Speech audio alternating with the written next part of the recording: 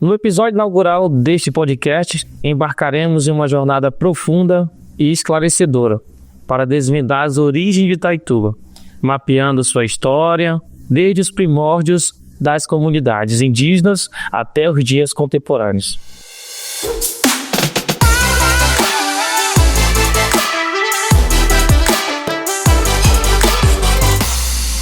O podcast Vozes de Itaituba, Raízes de um Povo, recebe Genésia Batista, professora, historiadora e produtora cultural de Itaituba. Genésia, seja muito bem-vinda. Aqui no Brasil, para nossas raízes culturais, mas nosso município tão miscigenário, e um projeto que vai ser uma fala gostosa, profunda, muita coisa de essa cultura miscigenada. Com uma satisfação estar aqui com você e poder dividir esse momento. Desde já obrigado, pela participação.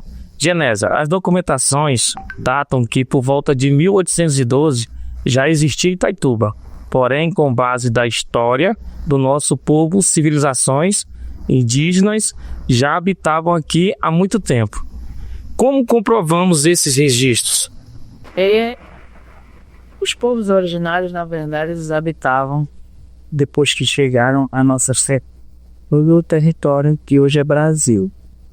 E Itaituba era uma parte a ser descoberta, tanto que quando os desbravadores vieram subindo o rio à procura de ouro, se depararam com Itaituba e o forte dele, como chamavam, era Brasília Legal. Antes foi Aveiro, depois foram subindo, veio Brasília até chegarem em Itaituba, quando Joaquim Caetano Correia, o último expedicionário, chegou com a sua tropa de embarcações. E era de praxe que nas equipes que tinham os tenentes e coronéis, eles tinham um escrivão que tinha uma obrigação com o rei de relatar tudo o que se passava. Ele era o cara que fazia a ata, como podemos dizer assim. Ele tinha que relatar tudo que ele visse.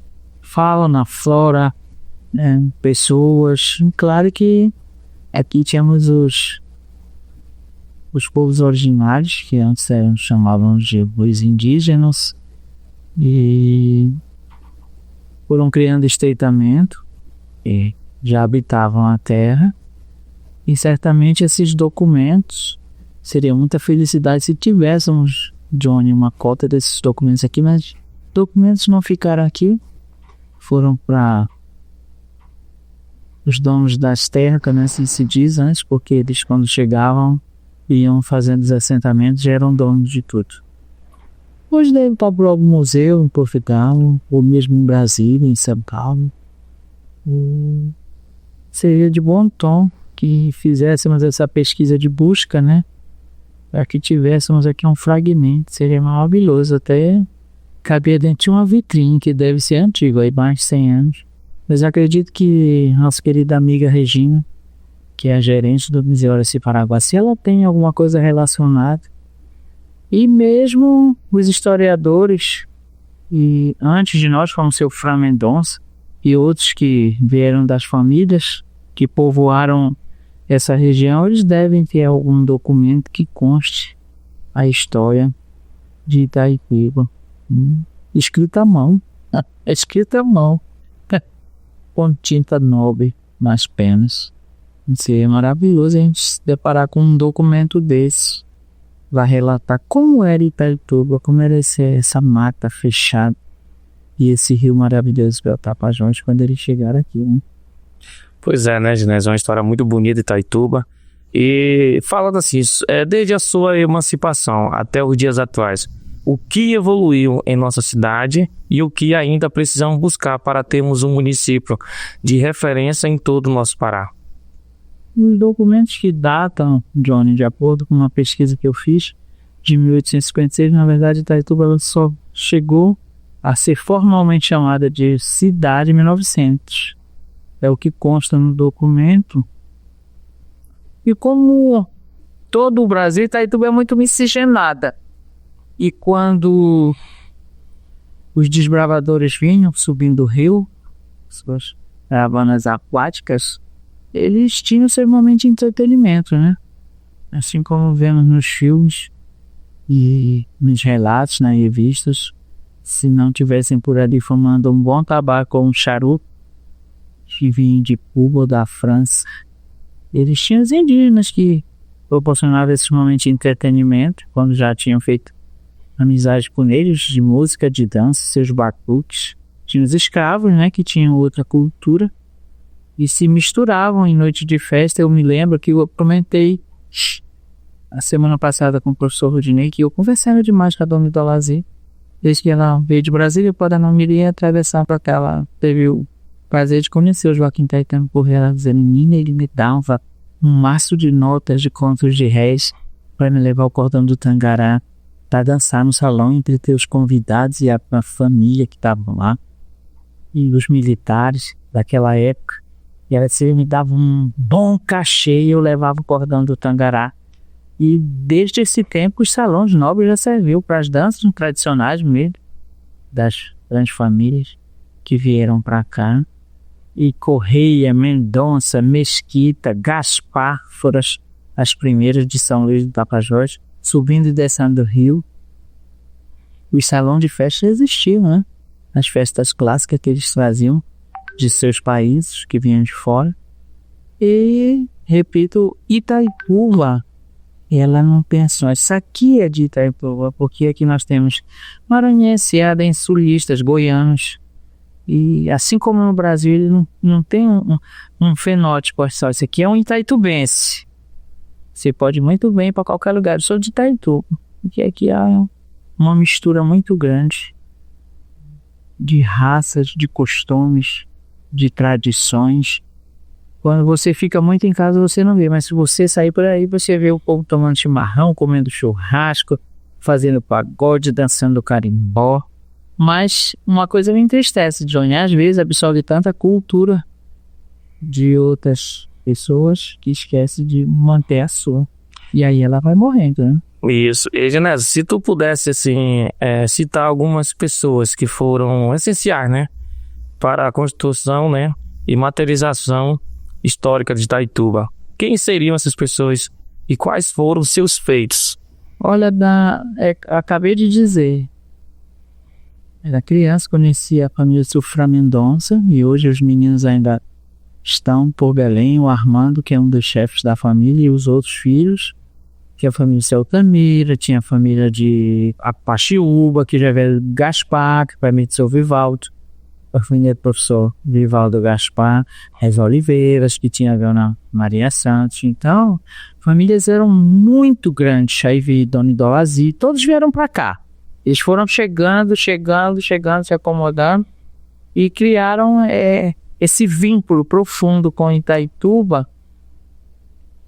E das últimas pessoas que Deus a tenha que estiveram aqui, é Dona Idolazi das Neves, com certeza. E muita tristeza, uma vez me disse, o povo não gosta mais do cordão do Tangará. E as outras personalidades culturais já foram, tantas que eram mais jovens, quanto as antigas, como Sebastião Teodomiro, Apolinário José, professor Essen Góes. Aí temos ainda Claudete Marisa, Zé Leite, que são ícones da cultura aqui. E da nova geração nós temos aí o Altemar, o Aurimar, o Josi Flávio, né? Temos muitos filhos de Itaituba que hoje tem uma nova vertente, que é a vedete do município agora são as juninas, né? As juninas e as danças. E muitas crianças muito jovens já fazendo parte, porque já cuidando da parte pedagógica de inclusão, de trabalhar para que as crianças não vivam em situação de risco, e usam a cultura como esse instrumento de socialização antes de qualquer ato cultural. Hoje você vê, por exemplo, a Giane tem 20, 30 crianças aí que dançam. Tem o professor Alan, já estão dentro da escola Bocemedo, que já tem as juninas, levando as juninas para dentro da escola. Isso vai seguindo uma evolução natural, John, que veio lá do Guarani com ele, que vieram descobrir a cidade Pepita e hoje já esbarram aqui nas Juninas, na Baila, na Coracém, na Taipira, na Fuzuê, na Quintal, que está adormecida, dormindo, está com preguiça de acordar. Quintal do vizinho, nosso querido passarinho.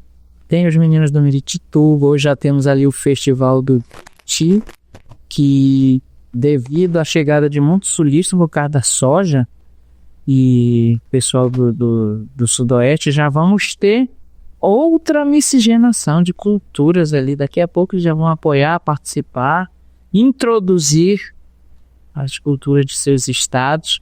Temos aqui os peixes de Barreiras, que é uma coisa de lá, que foi criada pelo seu Isolino, mas eu me lembro que a primeira, poucas pessoas sabem, mas era a família Galvão, do seu Rui Sangue e família, que fazia uma piracaia ali. Depois seu Isolino gostou tanto, que era o secretário de turismo, que transformou num projeto, né, dos peixes piar aracu. Antes era só um dia, depois eram 2, 3, o Arilson vem seguindo, e depois a própria comunidade tomou conta, e hoje tem o imperador, e o rei, que é o aracu, mas que esse ano passaram por muitos percalços e infelizmente não puderam proporcionar o show como deveria ser. Temos os outros festivais adjacentes aqui, como o Tambaqui, a Galinha Caipira, o Cacau, que é uma cultura já para posso alimentar. Então Itaituba ela é rica em um legado, né? Itaituba é um leque de possibilidades e realizações culturais. E ainda tem muito para fazer, você vai ver, ainda vai aparecer muita coisa, porque as pessoas vão chegando e vão trazendo.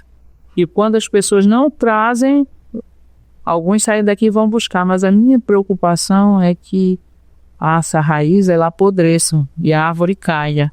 Porque essas sementes que estão caindo, elas têm que ser plantadas. Então, já pegando esse gancho, né, onde Itaituba ela é rica em legado, são histórias que remontam décadas, que continuam em nossa identidade. Uma pergunta aqui para você. Nos dias atuais, em meio a tantos atrativos tecnológicos, como fazemos para manter essa história viva e que ela seja atrativa para o conhecimento dos mais novos? Hoje, o mundo ele tão grande, cabe nas nossas mãos, né? Cabe nas nossas mãos. É o que você fala, uma coisa aqui do povo lá já acaba unindo. É o que a gente chama. Tantas verdades como as mentiras são chamadas de fake news hoje. E eu atribuo os fake news às lendas. Ninguém sabe se é verdade, ninguém sabe se é mentira. Até tá na hora da cola para nós mentira, né? Pois é, rapaz, um prazer muito grande ter Genésia Batista, né? Vencedora de nossa cultura local de Itaituba. Então, o podcast Vozes de Itaituba, Raízes de um Povo, ele recebe ela, né, que é professora, historiadora, e nesse primeiro episódio nós estamos falando sobre raízes históricas. Então, mais uma vez, agradecer. Eu gostaria que você desse suas considerações finais para falar aí desse momento tão importante de falar sobre a raiz cultural de Itaituba. Eu quero me ater à raiz mesmo, que as pessoas têm consciência de que elas têm que preservar. A sua história é igual a nossa casa, a gente tem que cuidar da nossa casa. Quando a gente visita a casa do vizinho, acha bonito, até traz um modelo para a nossa casa, mas essencial que a nossa cultura lá que perpetue, seja eterna, a palavra correta, guardada em livros, em computadores, em pendrives, onde quer que você esteja, em fotos. E quando você se cansar, o livro amarelo vai lá para o museu, para que você tenha acesso a essas relíquias, mas que fiquem nos computadores e que façam rodas de conversa, se encontrem, para que no fim, um para cada lá, que aí a casa não tem firmeza, né? Ela não existe, ela cai. É uma frase por aí que casa cai. E minha preocupação é essa, que tenhamos uma identidade, tanto nas danças, nas juninas, ou em qualquer situação. Que a gente tem hoje ferramentas para conhecer o mundo inteiro, mas que nos atenhamos ao que é nosso, o que é cultural, porque já vou mudar para um patamar. Isso é cultural, querer viver a cultura dos outros, isso é cultural. Então tá aí, né? Finalizando nosso primeiro episódio. E esse é um projeto selecionado na Lei de Incentivo à Cultura Paulo Gustavo, no edital Visão do Futuro, edital de premiação para o audiovisual. Então, muito obrigado. E é isso aí, Raízes de um Povo, hein? Vozes de Itaituba.